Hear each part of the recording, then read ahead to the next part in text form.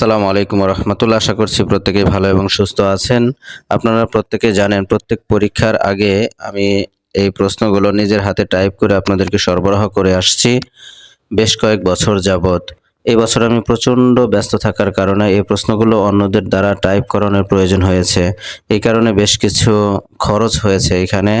তো আপনারা যারা এই প্রশ্নের পিডিএফ ফাইল সংগ্রহ করতে চান, তো আপনারা প্রত্যেক শ্রেণীর জন্য মাত্র ৬ টাকা করে মোট ৩০ টাকা ৫টি শ্রেণীর জন্য পাঠাবেন ইনশাল্লাহ।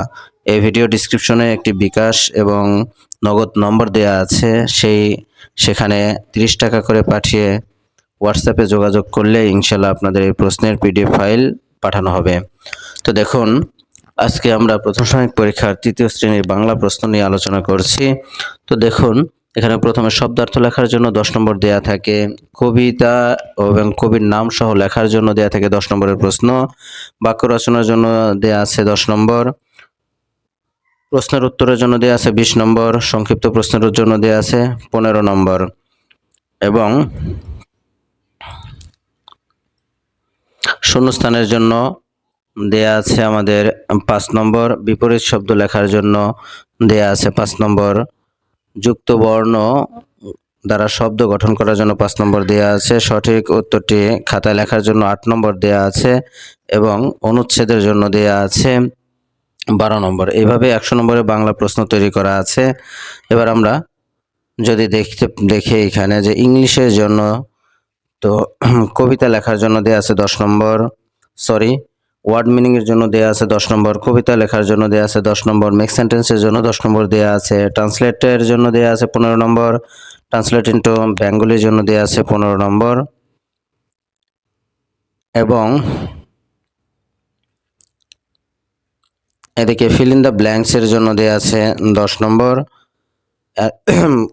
প্রশ্নের উত্তরের জন্য দেয়া আছে 10 নম্বর এবং মিসিং লাইনের জন্য 5 নম্বর দেয়া আছে, প্যারাগ্রাফের জন্য 15 নম্বর দেয়া আছে। এইভাবে 100 নম্বরের প্রশ্ন তৈরি করা আছে। দেখুন, যাদের এইখানে এই পিডিএফ ফাইল প্রয়োজন হবে না, শুধুমাত্র প্রশ্ন দেখে আপনারা প্রশ্ন তৈরি করতে পারবেন, তারা এখান থেকে স্ক্রিনশট নিতে পারেন। আমি প্রশ্নগুলোর জুম আউট করে দিচ্ছি।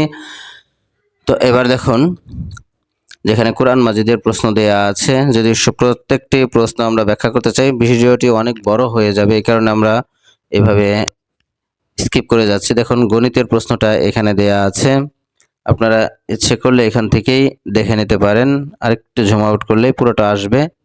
এভাবে পুরো প্রশ্ন স্ক্রিনশট নিতে পারেন। এবার দেখুন যে এখানে আছে কালিমা মাসআলা প্রশ্ন, এখানে দেয়া আছে আসমাউল হোসনা এবং হাদিস প্রশ্ন,